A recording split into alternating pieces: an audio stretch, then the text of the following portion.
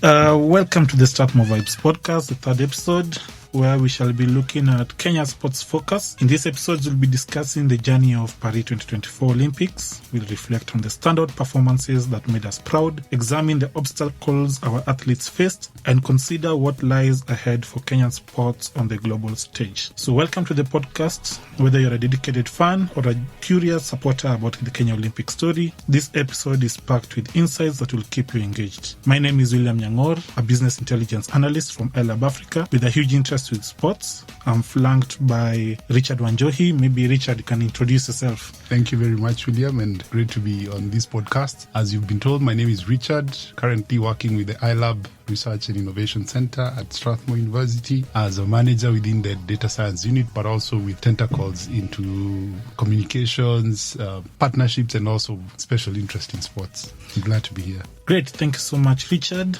Richard carries with him a wealth of knowledge and passion for Kenyan sports. He has a keen detail and understanding of the challenges and successes our athletes faced. Therefore, he's here to add a perspective to our discussions. So, Richard, 4 gold medals, 2 silver medals, 5 bronze medals. Mm-hmm. What's your take on that? From a personal perspective first, I think that was a huge achievement. Mm-hmm. I'd given ourselves 3 medals, 3 gold, 2 silvers, and 2 or 3 bronze medals. So achieving 4 gold medals was an achievement, or it was they overachieved. But looking at the team that we sent, especially for athletics, let's not look at the team sports. It's a story for a different, we can go deeper into that in subsequent questions. Yes. Looking at athletics, I participated in attended the national trials here in Nyayo Stadium, and I looked at the performances of those athletes, and I felt the selection was not done at its best. Mm-hmm. If you look at, for example, the 3,000 meters, we had our athletes being among the last, I think the 11th and 12th place. Mm-hmm. That was a bit of a shocker for a discipline that we had a tradition of winning over 16 gold medals up until 2016. Right. So for us to go without a medal, I think we won just a silver in that. Yeah. And the rest then didn't rank at all. That was a bit of a disappointment. Secondly, if you look at our selection, and especially for the marathon, there was a bit of a concern after Kelvin Kiptum's passing earlier this year. I think we had an incident where Eliud Kipchoge was hugely disabused or ostracized online, and that affected his performances post that particular event, and also during the Olympics. He did not even finish. The first time he's never finished a marathon. Right. So overall, if you look at the performance from Team Kenya, I could say it's a mixed basket. The 2 gold from Chebet, 1 from Faith, then the final one from Emmanuel. The interesting bit is that the women outperformed the men again, as it was in 2016. We had 7 medals from the ladies and 4 medals from the men. That speaks volumes at women performances. I think the same would be told to the team sports. We had the rugby sevens team and the volleyball team representing Kenya and Africa in the respective disciplines. That, I think we need a lot of investment in team sports as a country. Right. And that goes a long way beyond now the current conversation that we have of the unions and the federations handling team sports. Great. So we have an understanding of the medals we've won. But is there any medal that you thought we won and it was quite of like a surprise that probably Emmanuel Wanyonyi, a new entrant in the 800-meter Olympics? Do you think that was a surprise medal? That was the surprise package for me, because as I'd said, I was expecting 3 gold.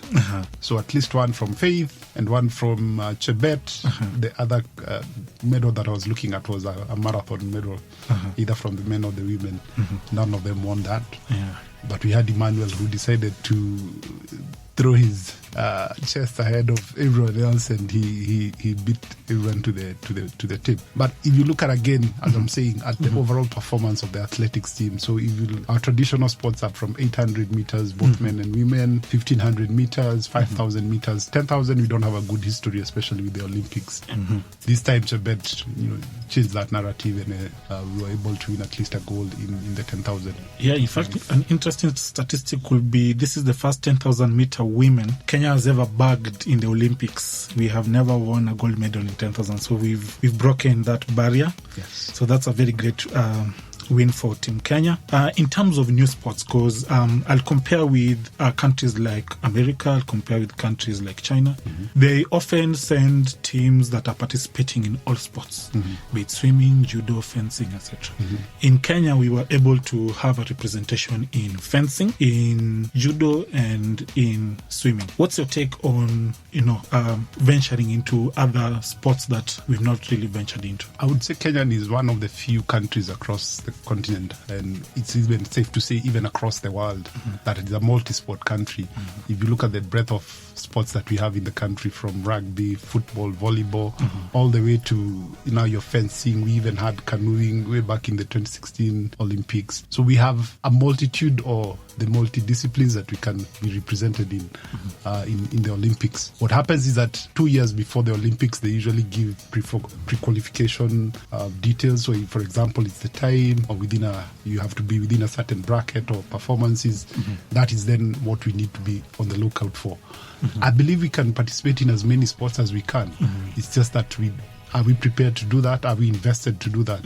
If, again, I talk about the team sports, we have rugby coming to the third participation, because we were there in 2016, we were there in 2020. This was the third time we were in the Olympics. We don't just need to fill the numbers, we need to perform at par. Because if you look at, for example, rugby, the Olympics being a very brief period, it's a 3-day tournament. So you start on Friday, play on Saturday, and then finish on Sunday, or vice versa. You start on Thursday, Friday, finish on Saturday.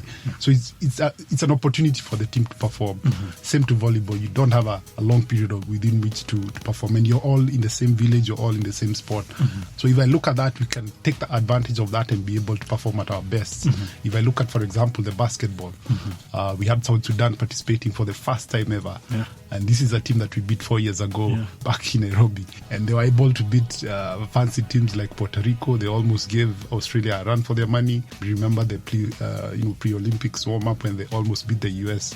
So it proves to us as a country that if we put our minds and investment into it, we can do this. Great. So that brings us to the challenges, actually. And you've mentioned some of the missed opportunities that we had. Maybe you can tell us more on the missed opportunities. For example, we could see that in the 2020 Olympics, we had Perez Chepchirchir, Bridget Kosgei, and we had Ruth Chepngetich. Perez happened to have won a gold medal in a marathon, but in 2024, she came around, 12th or 15th. So do you think that's a missed opportunity? And in terms of missed opportunities, what could you do to solve issues like not exploring other sports? People who are in the Olympics, for example, are reduced performance because we expected her to defend her title. She didn't defend her title. We could have easily had a 1-2, Helen Obiri and herself, but we didn't. So what is your thoughts on the missed opportunities? Again, it goes back to the investment or the projections that we have as a country. Let me give a good example. We have Sifan Hassan from the Netherlands. She was the only athlete for the women in the 1500, 5,000, 10,000 meters in the marathon. She won a bronze medal in the 1500. She won a bronze medal in the 5,000. She skipped the 10,000 meters but went to the marathon and won a gold. One person, one individual. To make it even more interesting, she won the bronze medal on a Thursday and she ran the marathon on a Sunday. That's an individual. So if we can put our heads into it, we have a multitude of athletes in this country. If you go to Iten, if you go to parts of Eldoret, Rift Valley. If you come to Nairobi, even the recreational running that has gone through in the last 4 years because of what have happened during COVID, we have a multitude of talent that you can choose from. But what do we do from investing in building that talent and retaining that talent? If you look at the teams that we've sent there, if you look at the marathon itself, we had, I think, Helen, Bridget, they are among the top 10 of best performers in the marathon. But did we give them the technical support for them to be able to perform at that level? If you remember, Paris had very high temperatures. They had, hydration issues. I think even one of the reasons Kipchoge had to drop off was because of dehydration. How are we able to tune in our athletes to be able to participate in such Olympics? 4 years from now, we'll be going to Los Angeles. Los Angeles is a coastal area, low altitude, high temperatures. Are we, sort of preparing ourselves psychologically and mentally to be able to participate in such games? So those are some of the missed opportunities. Secondly, we don't reward our athletes very well. And part of the reason that we've seen a lot of our athletes change citizenship. If you look at the 3,000 meters winner, Winfred Yavi, a lady from Ukambani who moved to Bahrain, and she decided to run for a different country. I could mention many other names, but those are just some of the examples that tell us the missed opportunities that we have as a country.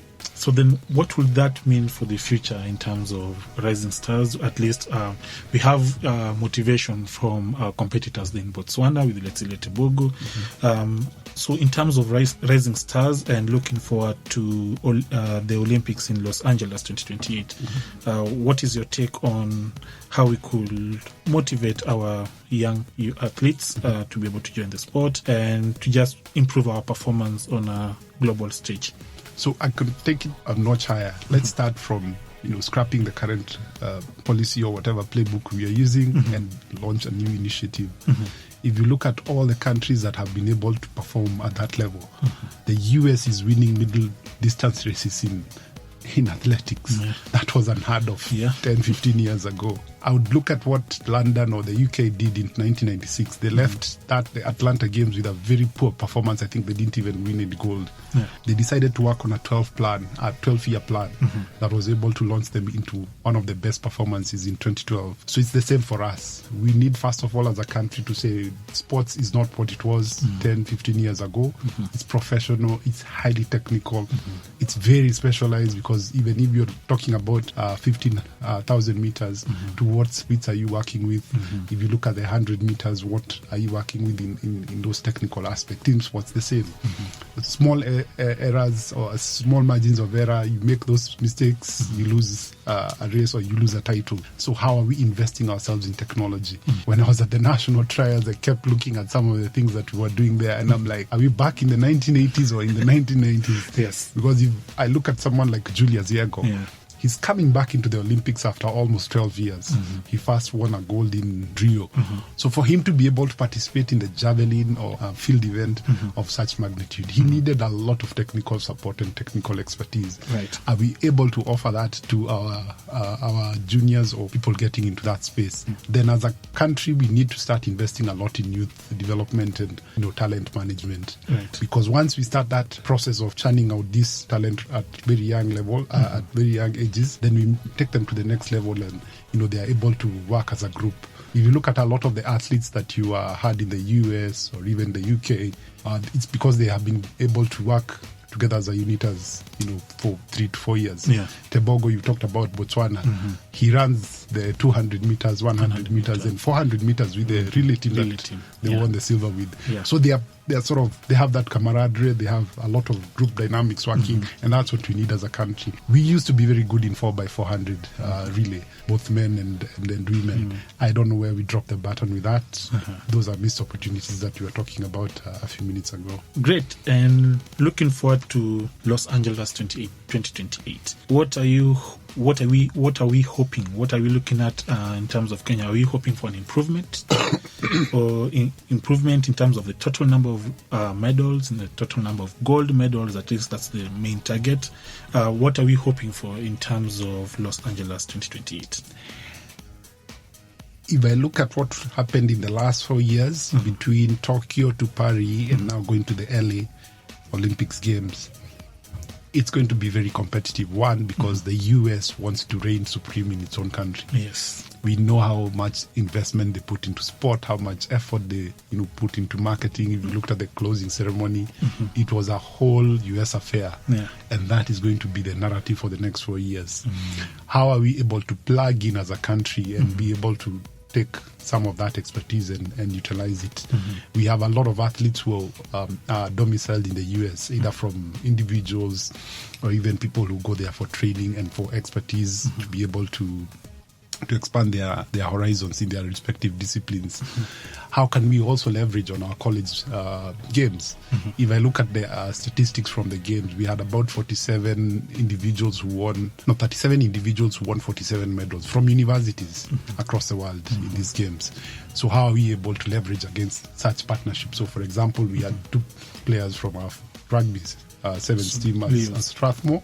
Are we able to push such individuals to perform at national, international level, so that by the next Olympic Games, we are able to have medal prospects. Thirdly, we have had sponsors, and this one I don't want to mention the name, the current sponsor of the official team. We can borrow more, or we can push them to leverage on those opportunities. Yes. One, from the expertise that they're able to offer, the technical support they're able to offer, building the talent, because if they're able to come and build talent from here, but then transfer it to the global stage, why not? The fourth and final one maybe is looking at team sports.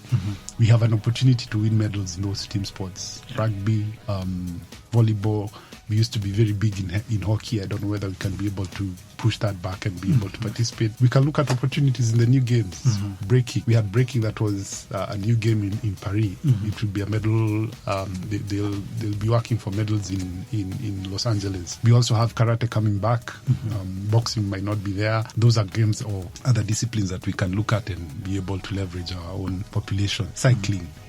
Those are games that we can take advantage of and look at medal prospects. And do you believe that's one of the factors that will affect the missed opportunities in terms of new sports being introduced? Because in 2028, we are, at least the word is around that baseball will be introduced in the Olympics, right? So you see, it's not been there. Now it's been introduced. Do you think that also influences the missed opportunities, and is this something that we should look out for heading towards 2028? So what happens in each of the respective Olympics, a country, the local host is given an opportunity to launch a sport. Yeah. So for example, in 1988, South Korea Seoul City was hosting the Olympic Games.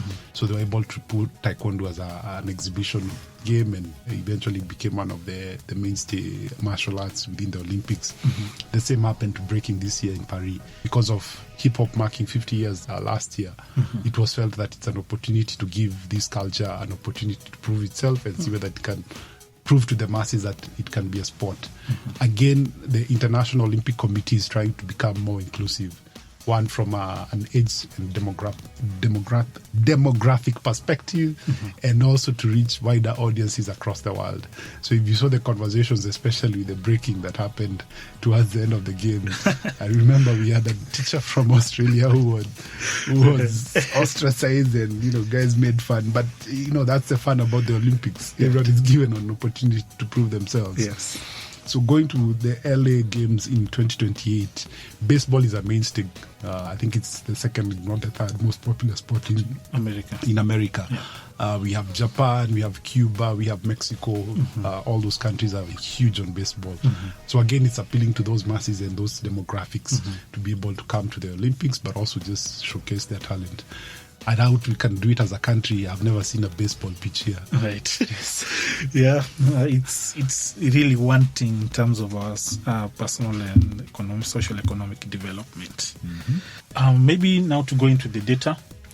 Do you think as a country we should leverage more on data? Have we missed out in the use of data and technology to enhance our sporting results, performances? What do you think? How do you think data can become handy when it comes to the sports performance in Kenya? In any aspect of our lives as we live currently, you have to use some form of data. Whether it's your health, whether it's your, the way you're living your life, the way you interact with any social being. And sports is nonetheless critical, integral that you use data. I'll give the example of Eliud Kipchoge breaking the 1 or 2 hour barrier. He had tried this attempt previously, I think 2 years before that, and it was in Monza, in a cold city in Italy. So it failed. But when they looked at the splits and everything else around it, so from the wind, everything about the condition, having a crowd, having it on certain elevations, the splits over certain periods, they psychoanalyzed it to a point that they were able to determine the splits that he needed to do per mile.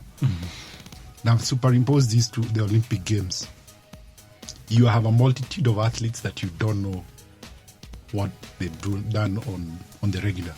The best you have seen is them running during the Diamond League or during their national trials. Right. How can you use that to your advantage? You can record that. You can take that recording and be able to see, okay, what are their strengths? A good example is the sprinter, Omanyala Ferdinand. He has very good technique, in the later 50 meters of the 100 sprint. But his kickoff or his takeoff is usually one of the worst.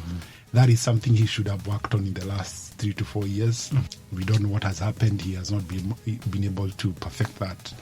And we mentioned this because if you look at the lineup that we had in the final 100 meters, this was the fastest 100-meter sprint in the history of the Olympics. That means everyone in that particular race did their homework and said, if I'm not able to beat the tape, I'm cut out.